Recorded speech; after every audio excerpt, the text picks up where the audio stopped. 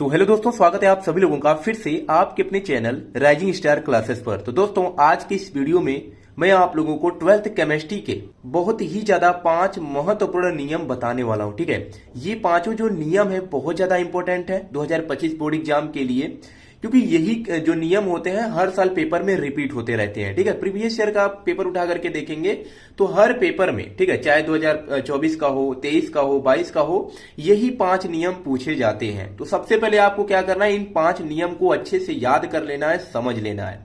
ठीक है, क्योंकि नियम से अगर क्वेश्चन आएगा तो यहीं से पूछा जाएगा, इससे बाहर कोई भी नियम आपको नहीं पढ़ना है। तो कौन कौन से नियम हमें पढ़ने हैं? तो सबसे पहला नियम है हेनरी का नियम। क्या है? हेनरी का नियम। ये नियम बहुत बार पूछा जा चुका है पेपर में। इस नियम के अनुसार क्या होता है हेनरी का नियम? तो इस नियम के अनुसार स्थिर ताप पर किसी गैस की द्रव में विलेयता गैस के दाब के समानुपाती होती है। तो इसका क्या मतलब है? इसमें कहा गया है कि हमें ताप क्या लेना है? स्थिर लेना है। ठीक है, ताप को स्थिर रखना है। तो स्थिर ताप पर किसी गैस की द्रव में विलेयता, द्रव में विलेयता का मतलब गैस की द्रव में घुलनशीलता, घुलनशीलता यानी कितनी उसमें घुली हुई है गैस, उसकी क्षमता घुलने की। तो वही जो दिया है कि गैस की द्रव में घुलने की जो क्षमता है, घुलनशीलता है, वह गैस के दाब के यानी प्रेशर के समानुपाती होती है। ठीक है, अर्थात यम प्रोपोर्शनल होता है पी के। ठीक है, अब प्रोपोर्शनल का चिन्ह हटता है तो एक नियतांक आता है जिसे समानुपाती नियतांक कहते हैं। तो यम बराबर क्या हो जाएगा? के इंटू में पी होगा। अब आप लोग कहेंगे कि ये यम क्या है और पी क्या है? तो यहां पर देखिए लिखा भी गया है। यम का मतलब क्या है यहाँ पे? तो घुली हुई गैस की मात्रा। लिखा था ना कि गैस की द्रव में विलेयता, तो कितनी मात्रा घुली हुई है वही यम का मान है। तो यम जो है वह घुली हुई गैस की मात्रा है। पी क्या है? तो साम्य पर गैस का दाब है यानी प्रेशर है। और के क्या है? तो के एक समानुपाती स्थिरांक है। क्योंकि समानुपाती का चिन्ह हटाते हैं तो वहां पर एक नियतांक आता है जिसे समानुपाती नियतांक या समानुपाती स्थिरांक के नाम से जाना जाता है। तो इसे ही क्या कहते हैं? हेनरी का नियम कहते हैं। ठीक है, कभी कभी पेपर में क्या करता है, हेनरी के नियम की सीमाएं भी पूछ लिया जाता है 1 से 2 नंबर में। तो ये भी आपको याद रखना होगा। हेनरी के नियम की सीमाएं अर्थात इसका लिमिटेशन क्या है? ठीक है, इसका लिमिट क्या है? तो सबसे पहला है कि दाब जो होगा यानी प्रेशर जो होगा वो बहुत अधिक नहीं होना चाहिए। ठीक है, दूसरा ताप जो होगा वो बहुत कम नहीं होना चाहिए। ताप तो स्थिर रखना है एक सीमा तक, एक उसका लिमिट होना चाहिए। अब ऐसा नहीं कि बहुत कम हो। ठीक है, जब कम ही रहेगा तो प्रेशर कहां से होगा? ठीक है, तो बहुत ज्यादा कम नहीं होना चाहिए और दाब बहुत ज्यादा अधिक नहीं होना चाहिए। ठीक है, और तीसरा इसका लिमिट क्या है कि गैस जो होना चाहिए विलायक में बहुत कम विलेय होना चाहिए। ऐसा नहीं कि गैस को द्रव में मिलाएं तो पूरा का पूरा घुल जाए, ऐसा नहीं होना चाहिए। बहुत कम विलेय होना चाहिए, घुलनशीलता बहुत कम होनी चाहिए उसकी। तो गैस विलायक में बहुत कम विलेय हो। तो ये 3 इसकी लिमिट है, इसकी सीमाएं हैं जो कि आपको याद रखना है। दूसरा जो नियम है वह है राउल्ट का नियम। क्या है? राउल्ट का नियम। ये भी नियम बहुत बार पूछा जा चुका है पेपर में। तो क्या कहलाता है राउल्ट का नियम? तो इस नियम के अनुसार किसी विलायक में, ठीक है, किसी विलायक में अवाष्पशील विलेय मिलाने पर, अब ये विलायक और विलेय क्या होता है तो इसको भी समझ लीजिए। विलयन में जिसकी मात्रा अधिक होती है वह विलायक होता है और जिसकी मात्रा कम होती है उसे विलेय कहा जाता है। अब कहेंगे सर हमें समझ में नहीं आया। जैसे हम एक क्या करते हैं, शरबत बनाते हैं ना, शरबत का विलयन, तो उसमें शरबत में क्या रहता है? पानी रहता है और चीनी रहता है। तो किसका मात्रा उसमें ज्यादा है? पानी का मात्रा ज्यादा है तो पानी क्या कहलाएगा? विलायक कहलाएगा। और किसका मात्रा कम है? तो चीनी कम होता है। ठीक है, पानी से तो कम ही मिलाया जाता है चीनी, तो चीनी क्या हो जाएगा? तो चीनी विलेय हो जाएगा। बस इतना ही होता है विलायक और विलेय। जिसकी मात्रा ज्यादा होता है विलयन में उसे विलायक कहते हैं और जिसकी मात्रा कम होता है विलयन में उसको विलेय कहते हैं। तो इसमें कहा गया है कि किसी विलायक में अवाष्पशील विलेय पदार्थ मिलाने पर, यानी ऐसा विलेय पदार्थ मिलाना है जो अवाष्पशील हो। ठीक है, याद रखना, जो अवाष्पशील हो, तो प्राप्त विलयन की वाष्प दाब का अपेक्षिक जो अवनमन होगा, अवाष्पशील विलेय पदार्थ जैसे ही मिलाएंगे विलायक में तो उससे बनने वाले विलयन के वाष्प दाब का जो अपेक्षिक अवनमन होगा वह विलेय के मोल प्रभाज के बराबर होता है। अब वाष्प दाब का अपेक्षिक अवनमन क्या होता है तो ये टॉपिक आपको पढ़ना पड़ेगा। ठीक है, मैंने पढ़ाया हुआ है, सर्च कीजिएगा, वीडियो मिल जाएगा। तो वाष्प दाब का अपेक्षिक अवनमन विलेय के मोल प्रभाज के बराबर होता है। मोल प्रभाज क्या होता है, तो किसी का भी अगर मोल प्रभाज निकालते हैं, जैसे विलेय का मोल प्रभाज, तो विलेय के मोलों की संख्या बटे कुल मोलों की संख्या, यानी विलेय प्लस विलायक के मोलों की संख्या, इसे क्या कहते हैं, मोल प्रभाज कहते हैं। तो हम इसको क्या लिख सकते हैं, तो क्या हो जाएगा यहां से, वाष्प दाब का अपेक्षिक अवनमन क्या होता है, तो विलायक का वाष्प दाब माइनस विलयन का वाष्प दाब, अब बटे क्या होता है, विलायक का वाष्प दाब। ठीक है, बराबर किसके है, तो विलेय के मोल प्रभाज के, यानी विलेय के मोलों की संख्या बटे विलेय प्लस विलायक के मोलों की संख्या के, इसे क्या कहते हैं, मोल प्रभाज कहते हैं। जहां पी नॉट क्या है, शुद्ध विलायक का वाष्प दाब है, और पी एफ क्या है, तो विलयन का वाष्प दाब है। स्मॉल एन क्या है, तो विलेय के मोलों की संख्या, कैपिटल एन क्या है, तो विलायक के मोलों की संख्या। ठीक है, तो इसे क्या कहते हैं, राउल्ट का नियम कहते हैं। इसकी भी सीमाएं होती हैं, तो इसकी भी सीमाएं आपको याद रखना है। पहला क्या है इसकी सीमा, कि यह केवल अति तनु विलयनों के लिए लागू होता है। ठीक है, तनु विलयन के लिए, बहुत ज्यादा सांद्र विलयन नहीं होना चाहिए, ठीक है, प्रबल नहीं होना चाहिए, तनु विलयन होना चाहिए। तो यह केवल अति तनु विलयनों के लिए लागू होता है। दूसरा, राउल्ट का नियम केवल अवाष्पशील विलेय से युक्त विलयनों के लिए लागू होता है, यानी हमें ऐसा विलेय पदार्थ लेना है जो कैसा होना चाहिए, अवाष्पशील होना चाहिए। तो ये क्या है, तो राउल्ट के नियम की सीमाएं हैं, इसको भी याद रखिएगा क्योंकि नियम के साथ सीमा भी पूछा जाता है। तीसरा नियम है कोलराउस का नियम। क्या है, कोलराउस का नियम। ये क्या होता है, तो किसी विद्युत अपघट्ट की मोलर चालकता, जिसे हम किससे प्रदर्शित करते हैं, लैम्डा एम इनफाइनाइट से।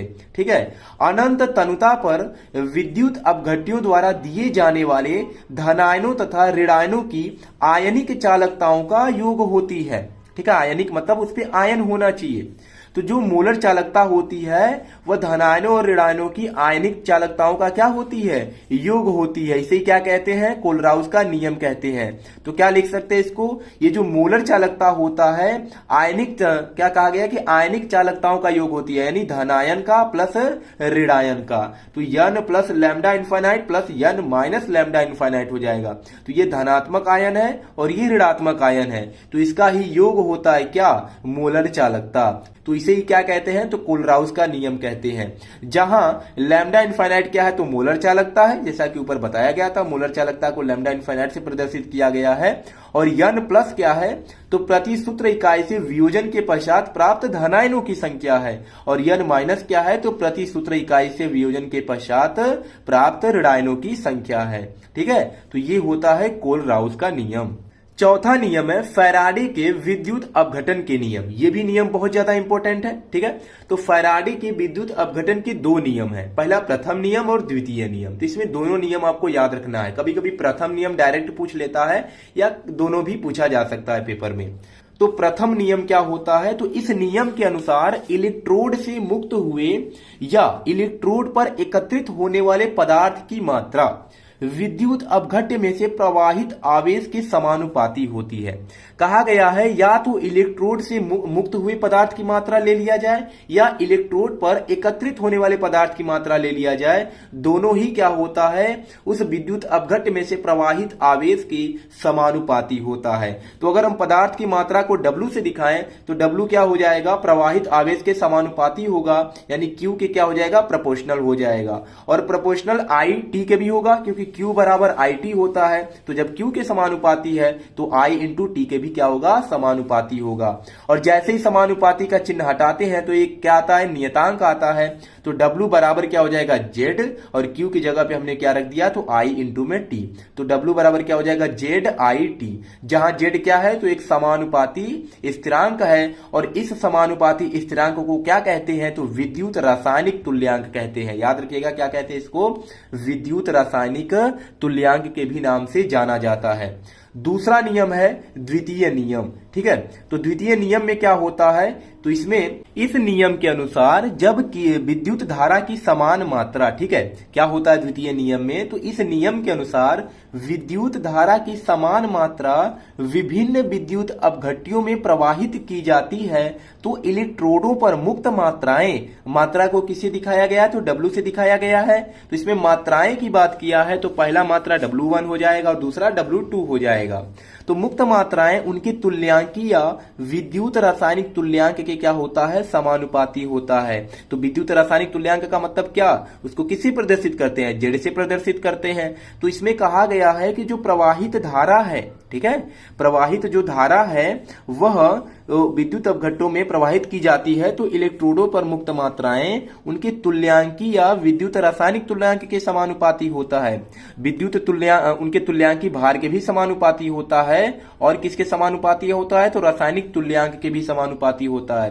यानी W1 बटे W2 किसके समानुपाती होगा, उनके तुल्यांकी भार के, यानी E1/E2 के। या और क्या कहा गया है, तो विद्युत रासायनिक तुल्यांक के भी समानुपाती होगा।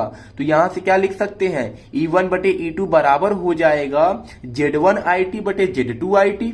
ठीक है, अभी हमने ऊपर लिखा था ना कि W बराबर क्या होता है, ZIT होता है। तो E1/E2 ऐसे ही रहेगा बराबर, W1 की जगह क्या हो जाएगा Z1IT, और W2 की जगह क्या हो जाएगा, तो Z2IT हो जाएगा। IT से IT कैंसिल हो जाएगा, तो E1/E2 बराबर हमें क्या मिल जाएगा, Z1/Z2।